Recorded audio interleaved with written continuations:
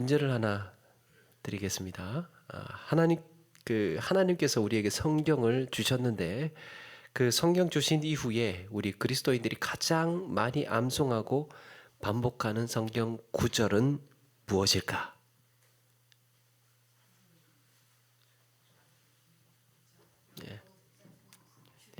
요한복음 3장 16절, 3장 16절. 또 오늘 본문. 그렇습니다. 오늘 본문 마태복음 6장 9절 이하의 주기도문. 인류 역사상 주기도만큼 많이 알고 또 자주 되풀이하는 성경 구절은 없을 겁니다. 그 성경의 모든 구절이 다 주옥 같은 말씀이고 중요하지만 그 중에서도 가장 많이 암송하고 반복하는 것은 바로 주기도문입니다. 이렇게 반복이 많다는 것은 뭐겠습니까? 그만큼 중요하다는 거죠. 중요하기 때문에 또 하고 또 하고 또 하고 또 하는 거죠. 그런데 이렇게 반복을 하다 보면 한 가지 생각해야 할 것이 있는데 그게 익숙함이에요. 반복을 하다 보면 익숙해져요. 어쩌면 우리가 주님께서 가르쳐 주신 주기도문을 익숙한 대로 반복하다 보니까 기도의 익숙함에 빠져 있는 것은 아닐까. 그래서 주기도문이 주문이 되지 않고 지금도 우리에게 가르쳐 주고 계시는 이런 능력의 기도가 되기 위해서는 어떻게 해야 할까? 일찍이 어거스틴이나 루터, 칼빈과 같은 사람들도 기도를 가르쳐 왔는데 그들 역시 기도에 대해서 최고의 본보기로 삼았던 것이 바로 주기도문입니다. 기도를 가르쳐 달라, 기도에 대해서 뭔가 가르치고 말을 할 때 이 주기도문을 본보기로 삼아서 그들이 이야기를 했습니다. 내가 오래 기도해 보니까 말이야, 뭐 그렇게 해서 기도를 말하지를 않았습니다.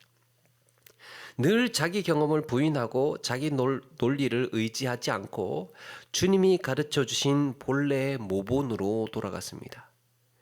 오늘은 이 주기도문을 우리 매일의 삶에서 나의 기도로 해나가기 위해서 3가지 정도의 핵심을 한번 살펴보려고 합니다. 예전에 우리가 주기도문을 한 구절씩 해서 몇 주에 이어서 그렇게 했었는데요. 오늘은 이 주기도문을 한번 핵심, 우리가 한번 이걸 매일 익숙한 대로 하는 것이 아니라 어디에 좀 무게를 두고 집중을 해서 이 주기도문을 해 나가야 될까? 우리가 이 처해 있을지 모를 이 주기도의 익숙함을 어떻게 하면 늘 벗어나면서 그렇게 새로운 은혜를 구하며 살 수 있을까? 첫 번째, 형식보다 의미에 초점을 두라는 겁니다. 이건 우리 신앙생활도 마찬가지인데요. 형식보다 의미에 초점을 두는 것. 종교개혁자 칼빈은 우리가 주기도문을 대할 때 특정한 형식에 매일 것이 아니라 기본적인 의미에 초점을 두라고 강조합니다. 신앙생활 형식 중요하잖아요. 근데 그것보다 더 중요한 것은 의미라는 거예요. 그것이 의미하는 바가 뭔가. 우리가 주로 기도의 모본으로 삼는 이 본문, 오늘의 본문은 마태복음 6장 9절에서 13절인데요. 이 복음서에 보면 누가복음에도 주기도문이 등장한다는 거 아십니까? 누가복음에도 주기도문이 등장을 하는데 누가복음 11장 2절에서 4절에 보니까 이렇게 말씀합니다. 아버지여, 이름이 거룩히 여김을 받으시오며 나라가 임하시오며 우리에게 날마다 일용할 양식을 주시옵고 우리가 우리에게 죄지은 모든 사람을 용서하오니 우리 죄도 용서하시옵고 우리를 시험에 들게 하지 마시옵소서 하라. 이게 다예요. 마태복음처럼 똑같은 단어, 똑같은 문장으로 누가복음에도 똑같이 기록해야 될 것 같은데 그렇지 않다는 거예요. 그렇다면 이건 주기도문이 아니라고 해야 할까? 아니겠죠. 누가는 주님이 가르쳐 주신 기도의 강조점 그리고 기도의 목적과 의미에 집중했습니다. 주님께서 우리에게 주기도문을 가르쳐 주셨는데 그 의미가 무엇인지에 집중을 했어요. 그러니까 똑같은 문장, 똑같은 단어가 아니라도 의미를 살려서 그대로 기록을 한 겁니다. 여기서 말하는 게 무엇입니까? 용어나 형식은 변해도 의미가 변해서는 안 된다는 겁니다. 마치 이것이 기도의 공식인 것처럼, 자주 말씀드렸죠. 이것이 주기도문 자체도 주기도문을 형식으로 생각하고 늘 이것을 그냥 공식처럼 생각하고 똑같이만 반복을 한다면, 의미를 생각하지 않고 같이 반복한다면 이것조차도 형식이 될 수 있다는 거죠. 그래서 그게 중요한 게 아니라 우리의 기도에 주님이 가르쳐 주신 기도의 의미가 들어가 있어야 된다는 거예요. 그래서 주기도문을 단순히 암송하는 것뿐만 아니라 우리 보통 기도하잖아요. 일상에서 우리가 기도를 할 때 주님께서 가르쳐 주신 그 기도의 의미가 지금 내가 자유롭게 하고 있는 이 기도에도 스며들어와 있어야 된다는 거죠. 루터가 가르쳐 줬던 주기도문을 자기의 기도 속에 스며 들어가게 해서 주님이 가르쳐 주신 기도가 내 기도가 되고 자유롭게 내 상황에 적용하고 그 의미를 그대로 살려서 기도할 수 있어야 된다는 겁니다. 이게 기도할 줄 아는 거예요. 주님께서 가르쳐 주신 그 기도를 내 기도로 적용해서 기도할 수 있는 겁니다. 그게 할 줄 아는 거잖아요. 충분히 이해했다는 거죠. 우리 신앙생활에도 참 그런 게 있어요. 신앙생활에도 뭔가 이렇게 조금 다르면 굉장히 좀 이게 어색하고 이상해지는 거예요. 뭔가가 좀 다르면. 그래서 이건 예입니다. 예를 들면 뭔가 교회는 꼭 장의자가 있어야 된다라든지, 장의자 없으면 이 신학이 좀 이상한 거 아니야? 막 이렇게 그렇게 그거는 아닐지언정 그렇게 느껴진다는 거예요. 이상해. 그리고 뭔가 또 그 교회에는 십자가 종탑이 있어야 된다라든지, 그렇게 이런 형식이 있어야 거기에서 안정감을 찾는 거예요. 그래야 좀 편안함을 느낀다는 거죠. 물론 형식도 중요합니다. 형식은 의미를 담는 그릇이에요. 이 그릇이 중요합니다.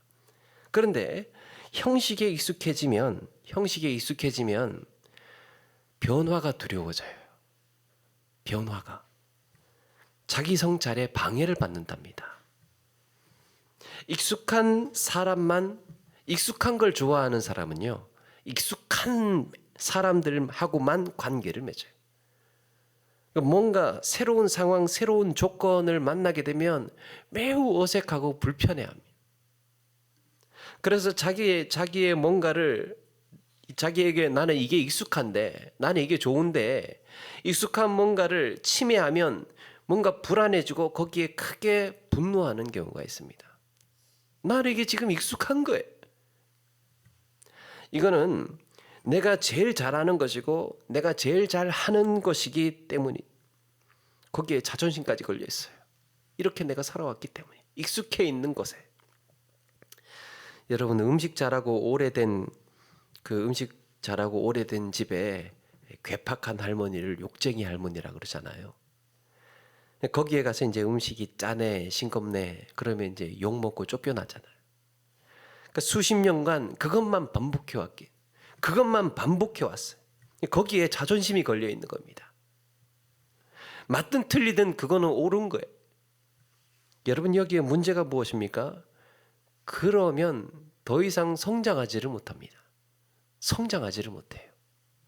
익숙함에 머물러 있으면 성장하지를 못해요. 늘 해오던 익숙함만을 고집하다 보면 어느새 나도 모르게 욕쟁이 신앙생활을 하게 될지도 모릅니다. 들어보셨습니까? 욕쟁이 신앙생활. 욕쟁이 신앙생활이 뭘까요? 비판하고 정죄하고 원래 그렇게 해왔기 때문이라는 거예요. 난 평생 이렇게 해왔다는 거예요. 그래서 비판합니다. 정죄합니다. 이게 내 방식이니까, 이게 진짜 믿음이니까 믿어요. 그러니까 건드리지 말라고, 터치하지 말라고. 여러분, 이게 익숙함이. 그래서 우리는 새로움을 늘 추구해야 합니다. 새로움을 추구할 수 있어야 돼요. 낯선 것, 낯선 지식, 낯선 생각, 낯선 경험을 접하면서 그동안 내게 부족했던 것, 내가 깨닫지 못했던 것, 이런 것들을 발견하고 그것을 다시 익숙하게 만들어가는 것. 배운다는 게 뭡니까? 익숙해져 가는 거잖아요. 배운다는 것은. 그런데 그것에만 머물지 말고 계속해서 새로운 것을 받아들이면서 나에게 익숙하도록 만들어 가야 성장이 이루어진다는 거죠. 그렇다고 해서 익숙해지지도 않았는데 그냥 무조건 새로운 것만 추구하면, 새거, 무조건 새로운 지식, 새로운 경험, 새로운 것만 계속해서 추구하면 이거는 내 몸에 체질화되지도 않고 그냥 이 헛바퀴 도는 것처럼, 수박 겉핥기처럼 그냥 새로운 것만, 거기에 내가 없는 거죠. 사실은 익숙함이란 좋은 거예요. 우리에게 익숙함이란 좋은 건데 거기에 늘 새로움을 받아들일 겸손이 필요하다는 겁니다. 그래서 신앙의 성장도 이 익숙함과 새로움의 균형과 조화가 일어나야 된다는 겁니다. 익숙함이 중요하고 좋아요. 신앙생활은 습관이잖아요. 신앙생활은 익숙함이 필요해요. 익숙한 대로 체질이 되어야 예배가 되고 헌신이 되고 봉사가 돼요. 그런데 거기에 머물러 있을 것이 아니라 새로운 것, 새롭게 받아들여지는 이런 것들에 대해서 우리는 겸허할 수 있어야 한다는 겁니다. 그게 기도를 해나갈 때도 마찬가지라는 거예요. 그래서 두 번째, 자기보다 하나님께 중심을 두라. 알고는 있으나 하나님께 중심을 두는 것이 참 이게 쉽지가 않습니다. 앞에서 말씀드린 어거스틴과 루터와 칼빈이라는 이 기도의 스승들은 주기도문을 늘 기도의 모본으로 삼으면서 거기에 그 의미에 계속해서 집중을 했습니다. 우리의 신앙의 성장, 뭔가 새로운 것은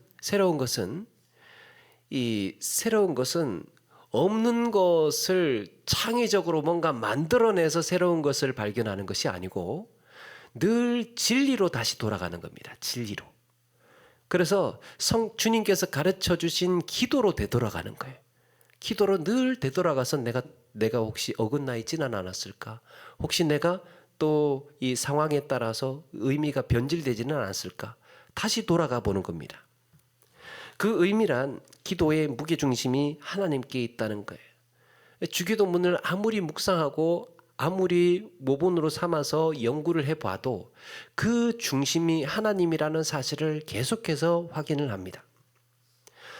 여러분, 기도에 이런 새로움을 추구한다고 해서 이렇게 내가 몰랐던 것, 새로운 것만을 말하는 게 아니라 이렇게 알지만 평소에 관심 갖지 않았던 것, 사실 우리가 다 알고 어느 정도 다 알고 있잖아요. 근데 관심 갖지 않았던 것, 중요하다고 생각은 했지만 거기에 크게 마음을 쓰지 않았던 것, 그래서 내 습관, 내 익숙함에 덮여 있었던 것을 새로운 것이라고 하기도 합니다. 우리 주기도문을 한번 보게 되면 하늘에 계신, 먼저 이렇게 하죠. 하늘에 계신 우리 아버지라고 했습니다. 하늘에 계신 우리 아버지. 그 칼빈이라는 사람이 하나님을 아버지라고 부르는 것은 예수님의 이름으로 기도하는 것과 같다라고 했습니다. 여러분, 우리가 어떻게 하나님을 감히 아버지라고 부를 수 있겠습니까? 거기에 그리스도 안에서 은혜의 자녀가 되었기 때문이에요. 우리를 하나님 아버지라 부르도록 가르쳐 주시고 허락하신 분은 예수님이에요. 그래서 그렇게 기도가 성립이 되는 겁니다. 하늘에 계신 우리 아버지라는 것을 늘 다시 생각해서 이름이 거룩히 여김을 받으시오며 라고 했습니다. 이름을 거룩히 여김을 받으시오며. 이게 한 가지 의문이 드는 것은, 아니 이미 하나님께서, 하나님의 이름은 거룩한데 왜 또 거룩하게 되기를 우리가 구해야 하는 걸까? 하나님의 이름은 거룩한데. 루터는 말합니다. 하나님의 이름을 부르는 우리의 마음가짐이 항상 거룩한지를 물어보는 거래요. 우리의 마음이. 하나님의 이름을 부른다는 것은 분명 놀라운 은혜인데 그 이름을 부르는 우리가 그 은혜를 짓밟는 삶이라면 거룩하신 하나님의 이름이 어떻게 거룩하게 여겨지겠냐라는 겁니다. 이것이 단순히 착하게 사는 것이 아니라 늘 하나님께 감사하면서 우리의 입으로, 우리의 행실로, 우리의 마음으로 거룩함을 유지해 나가라는 겁니다. 여기에 특효약이 이 감사라는 거예요. 그 노르웨이인가 속담에 그런 게 있다잖아요. 감사의 밭에는 마귀가 씨앗을 뿌리지 못한다. 감사의 밭에는 마귀가 씨앗을 뿌리지를 못합니다. 틈이 없는 거예요. 시험들 틈이 없어요. 나라가 임하시오며 라고 했습니다. 나라가 임하시오며. 어거스틴은 지금도 하나님은 변함없이 세상을 통치하시지만 그분의 법을 받아들이지 않는 이들에게는 적용될 수 없다라고 했습니다. 인간은 창조주를 섬기도록 지음을 받았기 때문에 마땅히 주님이 계셔야 할 자리에 다른 것들을 두고 섬기면 우리 심리적으로, 영적으로, 또 물질적으로 여러 가지 문제가 계속해서 속출한다는 거예요. 계셔야 할 자리에 두지 않는다면, 우리의 마음의 중심에 두지 않는다면 여러 가지 삶의 문제가 계속해서 속출한다. 그래서 하나님 나라는 외적으로 온 세상을 하나님께서 통치하시지만 내적으로 우리 마음 안에, 우리 감정에, 우리의 욕구에, 우리의 생각에 주님이 되셔서, 주인이 되셔서 내 모든 영역을 주관하시도록 하나님이 주인이 되시도록 해야 한다라고 했습니다. 뜻이 이루어지이다 라고 했죠. 뜻이 이루어지이다. 우리에게 은혜를 베풀어 주셔서 온갖 질병과 가난과 또 수치와 고통, 역경을 우리가 기꺼이 견디면서 우리의 뜻을 십자가에 못 박고 있음을 알게 해 주소서라고 한다는 겁니다. 주님은 겟세마네 동산에서 자기의 욕구를 쫓아내고 아버지의 뜻을 따랐죠. 그래서 결국 구원을 이루셨습니다. 이것이 그분을 신뢰할 수 있는 이유라는 거예요. 루터는 이런 믿음이 없으면 하나님의 자리를 우리가 다 꿰차고 자신의 뜻대로 그렇게 살게 된다라고 했습니다. 하나님의 뜻대로 살지 않고 자기가 그 주인의 자리에 앉아서 자기 마음대로 하면서 살게 된다는 겁니다. 그래서 하나님의 일하심을 보기 위해서는 하나님을 주인의 자리에, 하나님의 중심의 기도를 해야 한다라는 겁니다. 또 오늘 우리에게 일용할 양식을 주시옵고 라고 했죠. 이 일용할 양식은 어거스틴은 이렇게 말합니다. 일용할 양식은 사치품이 아니라 필수품이다, 생필품이다 라고 했습니다. 우리에게 꼭 필요한 거예요. 여러분, 온전한 기도란 너무 가난해서 하나님의 이름을 욕되게 하지 말고 또 너무 부유해서 주님을 잊어버리지도 않게 오직 필요한 양식으로 나를 먹이시옵소서라는 이런 잠언 30장의 이 말씀이라고 또 우리에게 가르쳐 줍니다. 우리가 일용할 양식을 구해야 하는 이유가 뭘까요? 일용할 양식을 구해야 하는 이유. 이왕이면 좀 많이 달라고 해서 하나님께 구하는 것은 잘못된 걸까요? 반대로 하나님께서 아무것도 안 주실까 봐 걱정돼서 그러면 일용할 양식이라도 달라는 겁니까? 아니에요. 본래의 의미가 뭡니까? 본래의 의미. 우리가 가진 소유 때문에 내 욕심이나 교만 때문에 하나님과 멀어지거나 하나님을 신뢰하지 않게 될까 봐 두려운 마음으로 늘 하나님이 내 삶의 중심이 되어야 한다는 기도예요. 일용할 양식 주옵소서. 그래서 이건 역시도 하나님 중심의 기도라고 할 수 있습니다. 뭔가 우리에게 하나님께 많은 소유를 달라, 많은 풍성한 것들을 달라 하는 그 기도의 맥락하고 일용할 양식을 달라 하는 거하고 이게 다른 이야기예요. 그래서 하나님께 많이 달라고 하셔도 됩니다. 일용할 양식 달라고 했는데 많이 달라고 해도 되나? 이렇게 고민할 필요가 없다는 다른 이야기라는 거예요. 이렇게 하나님 중심이라는 이런 기도의 의미를 우리가 잊지 않고 늘 내 기도에 새롭게 도전하고 자극하고 적용을 해서 주님 가르치신 기도가 내 기도가 되도록 그렇게 애써 나가자라는 겁니다. 주기도문이 익숙해지지 않게 늘 새롭게 다가오기 위해서는 또 염두에 두어야 할 것 세 번째가 죄와 관계의 문제는 같은 원리다라는 겁니다. 죄의 문제랑 관계의 문제는 같은 원리예요. 우리에게 죄 지은 자를 사하여 준 것 같이 우리 죄를 사하여 주시옵고라고 했습니다. 이 어거스틴, 루터, 칼빈 중에 오랜 세월 동안 죄의 문제를 놓고 치열하게 씨름했던 인물이, 물론 다 세 인물이 다 그렇게 깊이 고민했겠지만 그 중에서도 루터가 특별히 날마다 기도하면서 뭘 강조했느냐? 하나님의 용서를 구하라고 합니다. 기도할 때 하나님의 용서가, 하나님을 향한 용서를 구하는 것이 빠져서는 안 된다. 그래서 인간은 온통 죄 덩어리라고 하면서 전적인 타락을 주장했습니다.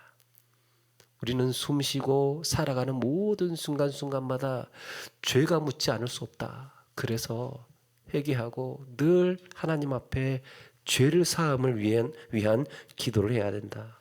그렇게 강조를 했습니다.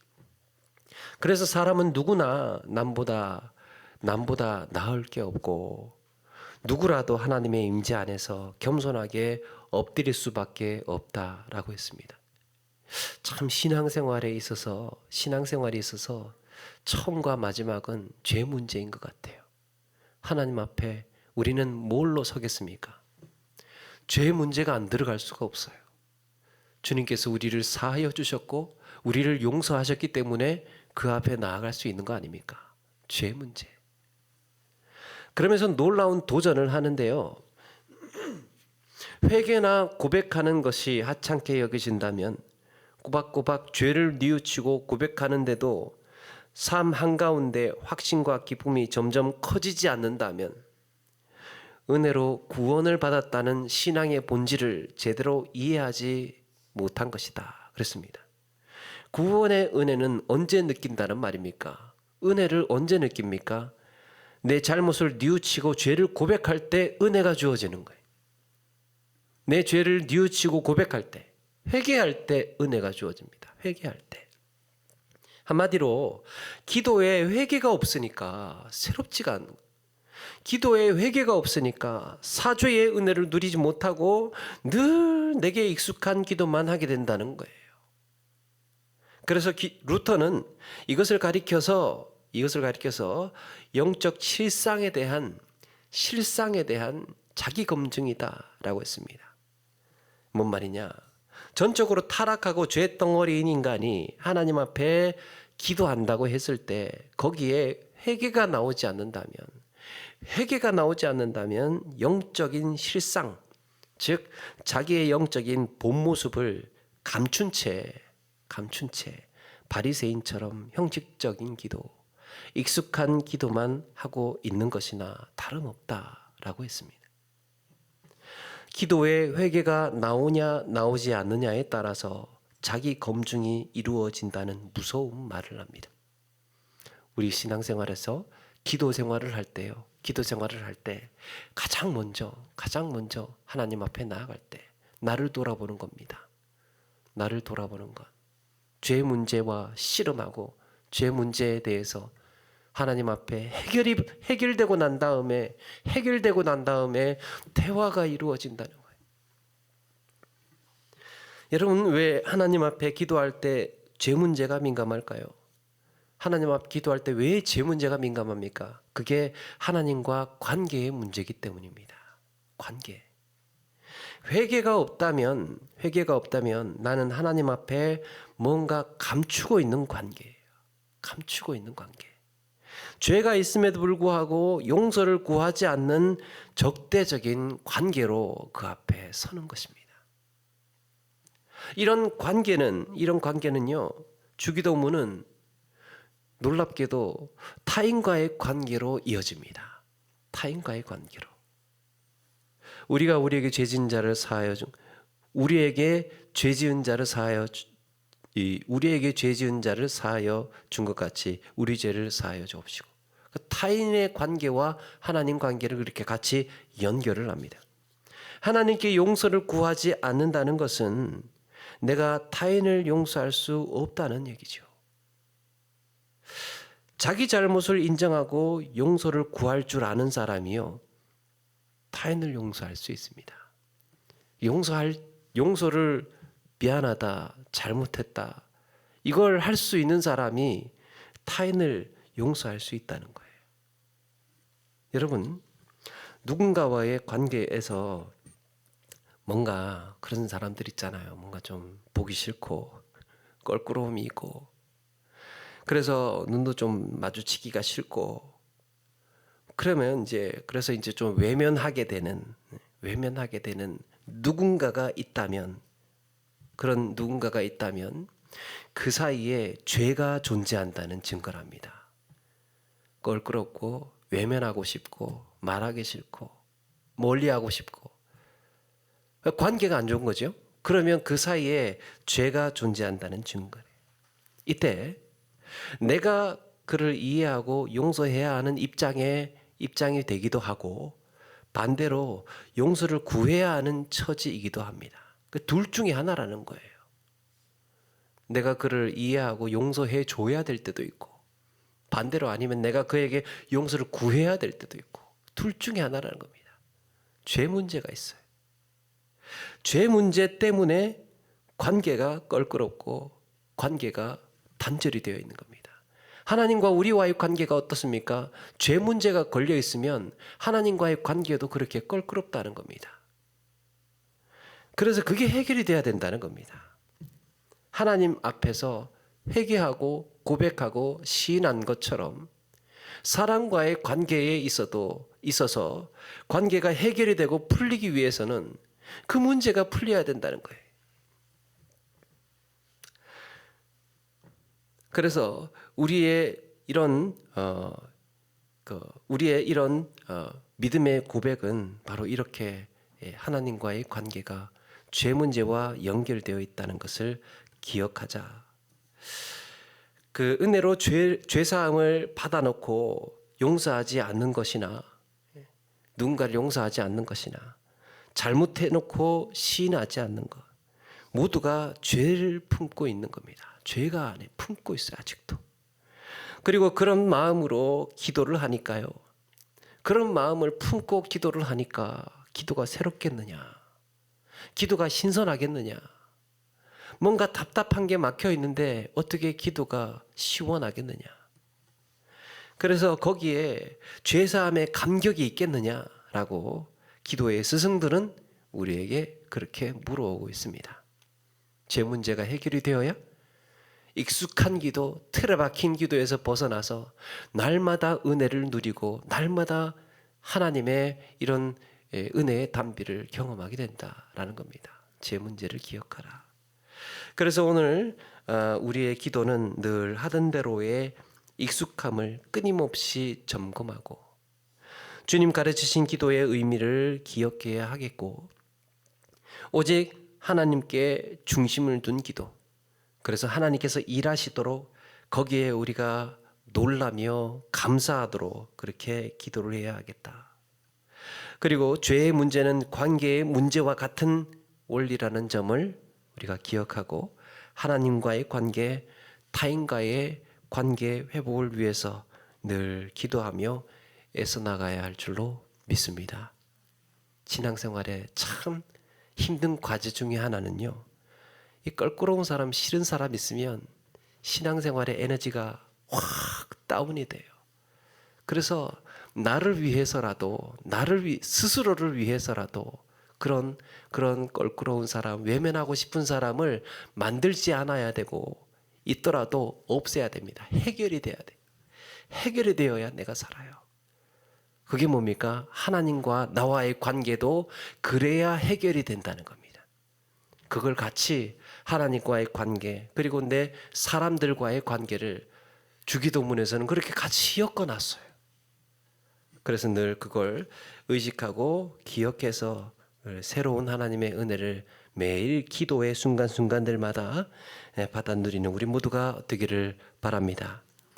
이렇게 익숙함과 또 새로움의 균형 잡힌 기도, 이런 기도를 해나가서 하루하루 우리의 신앙에 성장하고 성숙해져 나갈 수 있도록 애쓰며 나가는 우리 모두가 되기를 주의 이름으로 축원합니다.